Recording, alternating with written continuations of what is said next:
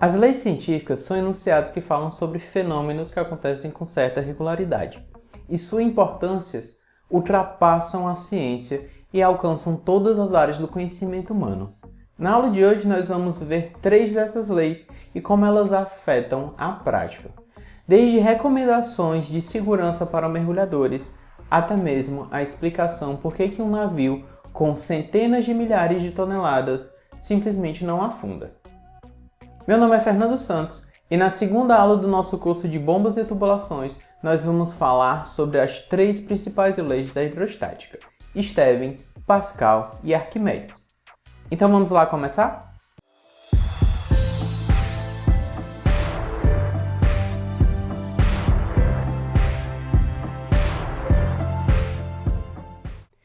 Então agora a gente vai começar a nossa aula sobre as 3 leis da hidrostática. Então, Stevin, Pascal e Arquimedes. Antes de começar a nossa aula, vamos lembrar das principais características para os fluidos em relação ao nosso interesse, que é transportar esses fluidos e fazê-los escoar. A primeira delas é a densidade de um fluido, que nós vimos que é definido por ρ, então isso aqui a gente fala ρ, igual a massa desse corpo dividido pelo volume total.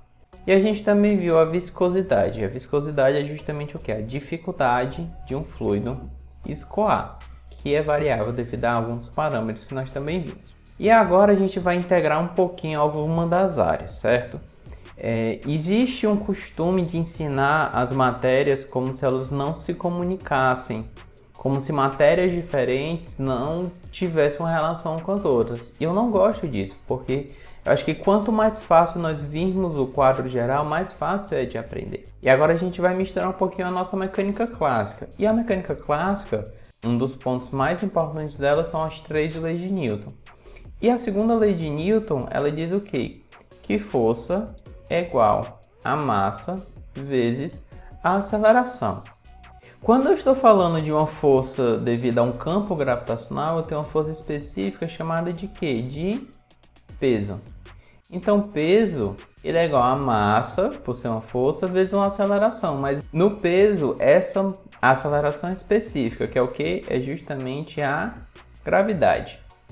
Se eu pegar isso tudo aqui e dividir pelo volume desse corpo, Fernando, por que você está dividindo pelo volume? Bem simples, porque essa mecânica, por mais que a gente não veja misturado com os fluidos, só em corpos sólidos, ela também é aplicável aos fluidos, desde que eles estejam, obviamente, dentro de algumas condições. E quando eu tenho esse peso e eu divido pelo volume, eu vou ter o quê?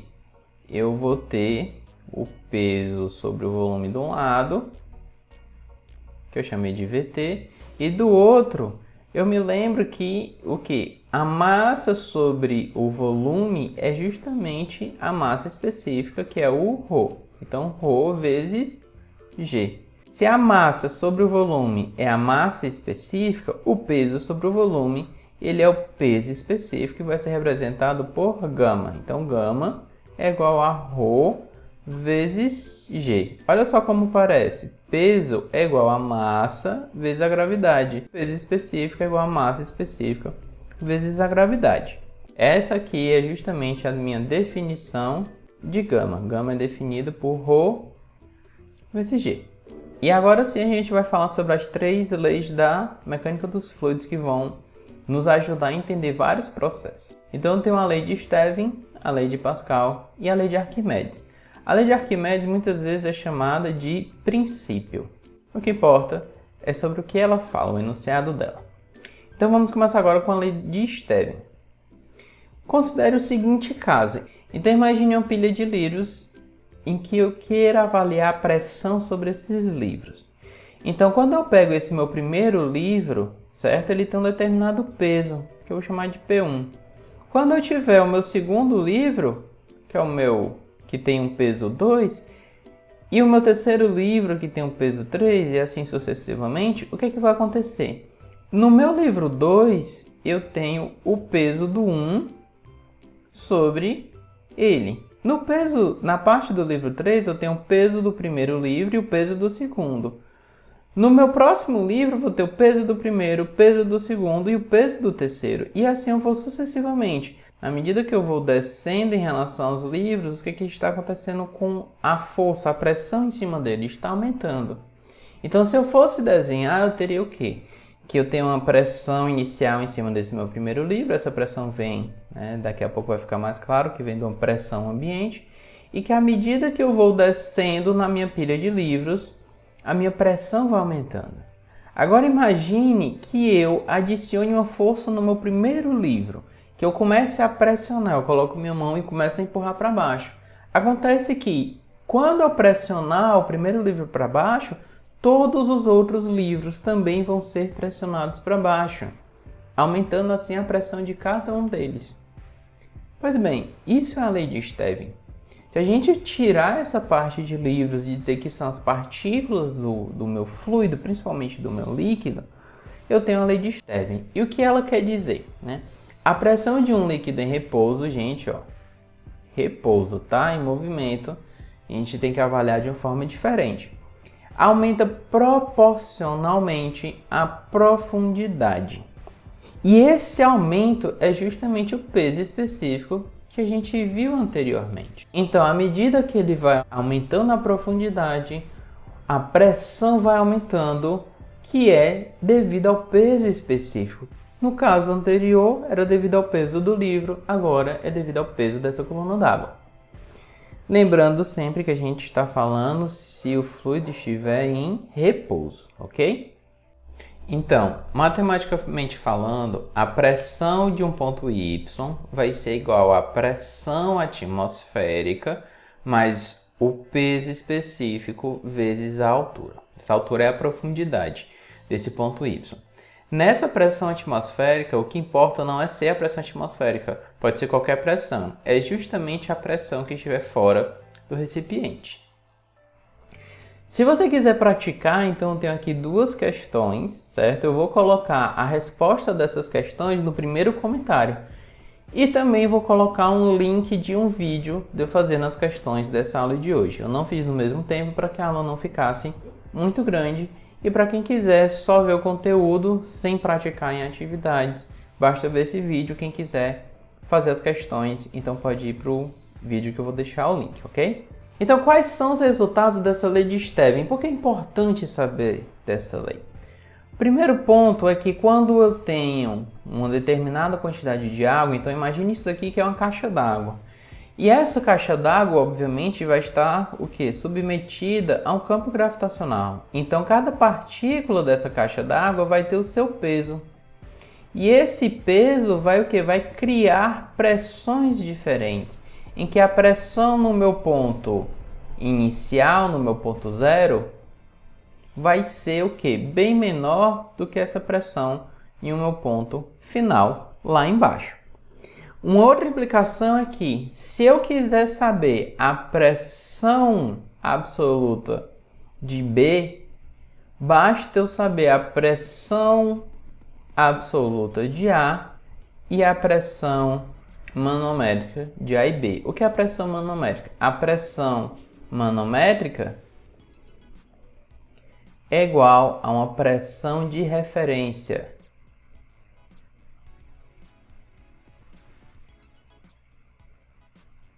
Às vezes, eu não quero saber o valor absoluto da pressão. Às vezes, eu quero saber a diferença de pressão entre dois pontos. E para eu saber a diferença de pressão, por exemplo, entre A e B, eu poderia simplesmente dizer que a pressão de A e B, isso é a pressão manométrica, é igual justamente ao peso específico vezes a altura entre A e B. Se você quer saber mais sobre pressão de referência, essa pressão manométrica, eu recomendo que você veja o vídeo que eu vou deixar linkado nos comentários e na descrição do vídeo. E se a gente tiver um perfil sobre a pressão nesse tanque, a menor pressão vai estar aqui em cima, que é justamente a minha pressão atmosférica, e a maior pressão vai estar aqui embaixo, que é a pressão atmosférica mais a pressão devido a uma altura total do tanque. E é claro, o meu tanque tem que ser capaz de suportar os esforços mecânicos associados. Um resultado dessas diferenças de pressões está quando você mergulha. Então, se você estiver mergulhando e você estiver a 30 metros de profundidade, a pressão que você vai estar submetida vai ser aproximadamente 4 vezes maior do que a pressão que você está normalmente acostumado. Quando você aumenta 4 vezes essa pressão, o volume de ar dentro do seu pulmão tende a ficar o quê? 4 vezes menor. Então, à medida que você afunda, a pressão aumenta, o seu pulmão acaba ficando menor. Então, quando você vai subir de volta à superfície, você tem que subir de forma vagarosa, para que essa pressão vá se ajustando lentamente e o seu pulmão vá se acostumando até ficar do tamanho natural dele. Um outro resultado da lei de Stevin é que nós podemos medir a pressão por meio de colunas de fluidos. Então existe um instrumento chamado de manômetro, que são instrumentos que medem a pressão, e nós podemos usar esses manômetros ou então podemos usar alturas de fluidos diferentes para entender a pressão. E por último aqui, quando eu tenho a definição da pressão entre vários pontos que estão a uma mesma profundidade, a pressão deles vai ser definida o quê? Pela altura dessa coluna d'água, independente do formato da coluna d'água, ou seja, não interessa o formato do reservatório ou do recipiente. Isso não influencia em como a água vai ficar, o óleo vai ficar. O que influencia, no máximo, é se eu tiver um efeito chamado de capilaridade. E a capilaridade ela só é atuante quando tenho tubulações ou quando tenho coisas que são muito finas, que em geral não é o caso que nós vamos ver no nosso curso. Agora a gente vai para a próxima lei, que é a lei de Pascal. E para a gente começar agora a lei de Pascal, eu vou colocar aqui um desenho, certo? Eu já vou adiantando que nós vamos ter um curso de AutoCAD orientado para o desenho mecânico, especificamente para o desenho mecânico, 2D e no futuro, se tudo der certo, um 3D. E agora vamos usar aqui o desenho. Então, nós temos aqui duas pessoas, a pessoa A e a pessoa B. Então, quando eu falo que eu sou professor de desenho, as pessoas acham que é um desenho artístico. Não é um desenho artístico, é desenho mecânico, que é totalmente diferente. Então, se a pessoa A ela está puxando uma corda nessa direção e sentido, e a pessoa B está puxando a corda nessa outra direção e sentido, eu tenho que, para que esta corda fique em equilíbrio, que a força feita por A seja a mesma força feita pela pessoa B. E se eu colocar mais pessoas aqui, então agora eu tenho a pessoa A, a pessoa B, a pessoa C e a pessoa D, só que a gente só está falando na horizontal, tá? Porque na vertical nós teríamos que fazer o equilíbrio de forças. Então, se eu estiver avaliando somente na horizontal, o equilíbrio de forças, para que isso aqui esteja, certo? Parado, então o equilíbrio das forças ele tem que ser zero. Tanto o equilíbrio das forças em X tem que ser zero, quanto o equilíbrio das forças em Y tem que ser zero. Mas para mim o que importa é o equilíbrio em X. Em que, para que esta força seja equilibrada, as outras forças, certo, do seu lado oposto, vão ter que ter a mesma magnitude. Se eu estiver falando para corpos sólidos, tudo bem eu falar de força. Mas quando eu estou falando para corpos que são líquidos, faz muito mais sentido eu falar em pressão.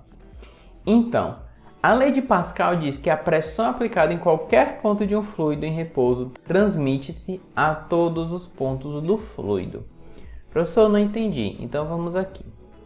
Se eu tiver uma força aplicada nessa região, ela vai gerar uma certa pressão, que é a pressão 1. A lei de Pascal me diz que para que isso aqui fique em equilíbrio, eu tenho que ter a pressão em toda essa linha. Lembra lá que a gente acabou de ver sobre a lei de Stevin? Toda essa linha a pressão vai ser a mesma. Então a pressão em 2 tem que ser a mesma pressão em 1. Então eu aplico uma força aqui que vai ser transmitido ao longo de todo o fluido até chegar nessa região de 2.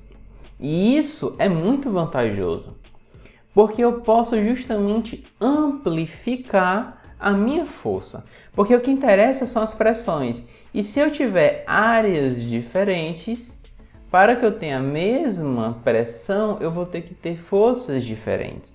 Então o elevador, que normalmente é usado para levantar carros em muitas oficinas, ele usa esse princípio da lei de Pascal, em que ele aplica uma pequena força a uma pequena área, e isso tem como resultado uma grande força em uma grande área que ele vai usar justamente para levantar o carro. E como é que isso faz sentido matematicamente? É simples, as duas pressões são iguais, então PA igual a PB, né? A PA é definido como a força de A sobre a área de A, e PB é igual à força de B sobre a área de B. Então, se a gente for ver a parte de FB, então FB seria igual a FA vezes AB sobre AA. Se a minha área em B for maior, o meu FB vai acabar ficando maior. Se a minha área em B for menor, a minha força em B vai ser menor. Se você quer praticar esse conhecimento, então fica aí mais um exemplo, certo? Que eu vou colocar novamente o resultado na descrição e no primeiro comentário, como também um link da resolução dessa questão. Uma outra coisa bem interessante sobre a aplicação da lei de Pascal é que você pode usar fluidos para transmitir as forças. É dessa forma que funcionam várias máquinas chamadas de máquinas hidráulicas, em que os seus mecanismos transmitem como também amplificam ou diminuem a intensidade das forças, dependendo do que eu queira fazer. E agora a gente vai para a nossa última lei, e essa última lei a gente chama normalmente de princípio, é o princípio de Arquimedes. E esse princípio, ele é um pouco complexo de você mostrar matematicamente ele funcionando, mas é bem fácil de você entender na prática os resultados dele. E o princípio de Arquimedes diz que um corpo, quando ele está imerso em um fluido, ele pode estar totalmente ou não nesse fluido, ele fica submetido a uma força ascendente, né? Ou seja, uma força subindo. E essa força subindo tem módulo igual ao peso do fluido que ele deslocou. Então, se ele desloca 20 litros de água, ele sofre uma força para cima equivalente ao peso de 20 litros de água. Então vamos colocar aqui para ver se fica mais fácil de entender. Eu tenho aqui um recipiente, nesse recipiente eu tenho uma abertura aqui em cima e uma pequena tubulação para que ele possa sair caso o nível da água se eleve. Eu tenho um peso aqui, certo? Que está marcando 7 kg, que no caso, só para lembrar, quilograma é uma medida de massa, não de peso, mas o que interessa para a gente é o efeito que isso vai causar. Então eu tenho 7 kg aqui, e aí eu vou pegar esse peso e esse bloco, e vou mergulhar na água. Na hora que eu mergulhar na água, o nível da água vai subir e parte vai ser derramado nessa tigela. Quando isso aconteceu, o que foi que eu vi? Eu vi que a minha balança começou a marcar menos, como se o meu peso tivesse ficado mais leve, né? Como se a minha massa tivesse diminuído do meu bloco. Isso não é verdade. Então, a única explicação é se eu tiver uma força empurrando para cima. E essa força, ela vem justamente do meu princípio de Arquimedes. E ela é conhecida como empuxo. E o valor dele é justamente equivalente ao quanto de água se deslocou. Então, se ele está fazendo uma força equivalente a 3 kg de água, então ele derramou 3 kg de água. Se a gente multiplicasse pela gravidade, arredondando para 10, então o peso original aqui seria 70 newtons. Ele desceria, certo? Ao ficar mergulhado, ele empurraria 3 kg de água. 3 kg de água equivalem a 30 newtons. E estes 30 newtons é justamente o que está faltando aqui para completar os 70 newtons. Então, 40 newtons estão sendo equilibrados pela balança, que está ligada aqui por um fio, e os outros 30 newtons do peso do meu bloco está sendo equilibrado justamente pelo meu fluido. Isso importa porque a força que eu estou aplicando é justamente proporcional ao volume de água que eu desloco. Então, se eu desloco muita água, eu tenho muita força empurrando para cima. Se eu desloco pouca água, eu tenho pouca força empurrando para cima. Então, no caso, se eu tiver uma esfera de metal e jogá-lo na água, esse metal irá afundar. Caso eu tenha essa mesma esfera e eu, por meio de processos de fabricação, aumente o volume dela, pode ser que essa esfera não afunde. Esse é o princípio justamente dos barcos. Eu aumento o volume e por mais que aquilo pese dezenas ou centenas de toneladas, o volume é tão grande que a água empurra para cima o suficiente para que o barco não afunde. Na aula de hoje, nós vimos as 3 principais leis da hidrostática. Lembrando que é muito importante fazer questões para que esse conhecimento realmente fique fixado. Por isso, lembre-se de ver o link para a resolução das questões que apareceram ao longo da aula. Se você ficou com alguma dúvida sobre o assunto, pode deixar nos comentários essas perguntas, que ficaremos muito felizes em ajudar. E se este vídeo te ajudou, lembre-se de curtir. E para não perder nenhum dos nossos próximos cursos nas áreas tecnológicas, lembre-se de se inscrever no canal. Dessa forma, você não vai perder nenhum conteúdo produzido. Nós ficamos por aqui, eu espero que vocês tenham gostado e lembre-se sempre que quem move montanhas começa uma pedrinha por vez. Até a próxima!